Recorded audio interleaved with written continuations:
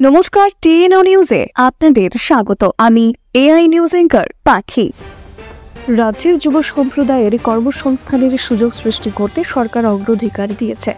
প্রধানমন্ত্রী নরেন্দ্র মোদী প্রায়ই বলেন, যুব সম্প্রদায় হচ্ছে দেশের অন্যতম সম্পদ। দেশের যুব সম্প্রদায়ের যদি উন্নয়ন করা যায় তাহলে দেশ উন্নতির পথে দ্রুত এগিয়ে যাবে। এই লক্ষ্য নিয়ে প্রধানমন্ত্রী 2016 সালে দেশব্যাপী স্টার্ট আপ ইন্ডিয়া প্রকল্পের সূচনা করেছিলেন। রাজ্য সরকার ও প্রধানমন্ত্রীর মার্গদর্শনে রাজ্যে স্টার্ট আপ ইন্ডিয়া প্রকল্পের সফল বাস্তবায়নের লক্ষ্যে কাজ করেছে। শুক্রবার ত্রিপুরা স্টার্ট আপ পলিসি 2024-এর সূচনা করে মুখ্যমন্ত্রী মানিক সাহা এই কথা বলেন। অনুষ্ঠানে মুখ্যমন্ত্রী আরও বলেন যে রাজ্যের উদ্যোগী যুবক যুবতীরা এই পলিসির মাধ্যমে আর্থিক সহ বিভিন্ন সহযোগিতা পাবে। যুব সম্প্রদায়ের উদ্যোগপতি হওয়ার স্বপ্ন পূরণে ত্রিপুরা স্টার্ট আপ পলিসি 2024 সহায়ক ভূমিকা নেবে। এই পলিসির লক্ষ্য হচ্ছে যুবক যুবতীদের কর্মসংস্থানের সুযোগ সৃষ্টি করা।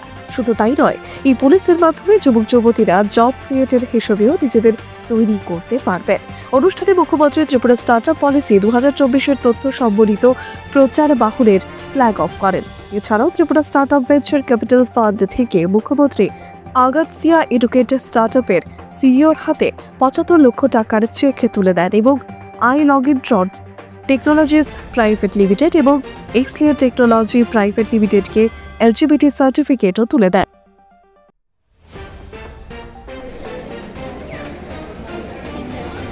প্রথমেই আপনাকে কনগ্রেচুলেশনস, শুভ্রদেব। আর আমরা অনেকক্ষণ ধরে লক্ষ্য করছিলাম যে এখানে অনেক লোকের ভিড়, আর বিশেষ করে আপনার হাতে আমি যেটা দেখতে পাচ্ছি সেটা কিসের জন্য যদি একবার বলেন।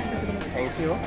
তো এটা আমাদের স্টার্ট আপ ডকুমেন্টের জন্য আমি অ্যামাউন্টটা পেয়েছি। এটা স্পেসিফিকলি ভেঞ্চার ক্যাপিটাল ফান্ড, এটা অ্যাজ এ ইনভেস্টমেন্ট আমাদেরকে সিডবি দিয়েছে।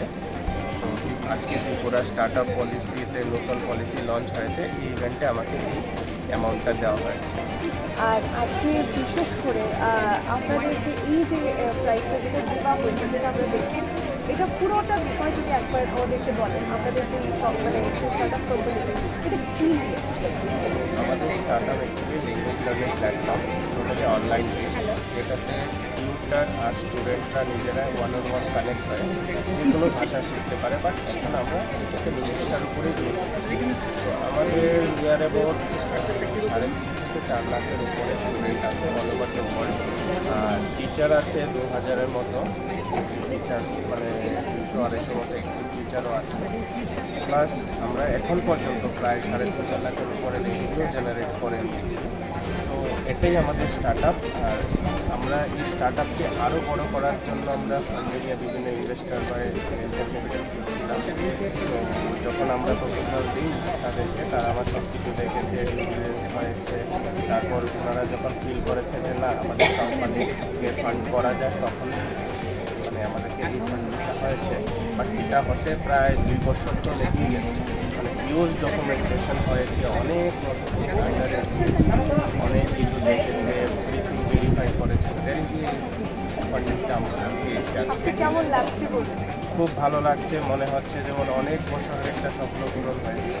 আশা করি এই কোম্পানি ফান্ডিংয়ের ক্ষেত্রে আরও অনেক বড় হবে আর ত্রিপুরাতে অনেক এমপ্লয়মেন্ট জেনারেট করতে পারবে। Thank you. এখনকার মতো সংবাদ এ পর্যন্তই। পরবর্তী নিউজ ও আপডেটস দেখার জন্য অবশ্যই চোখ রাখুন টিএনও নিউজের পর্দায়।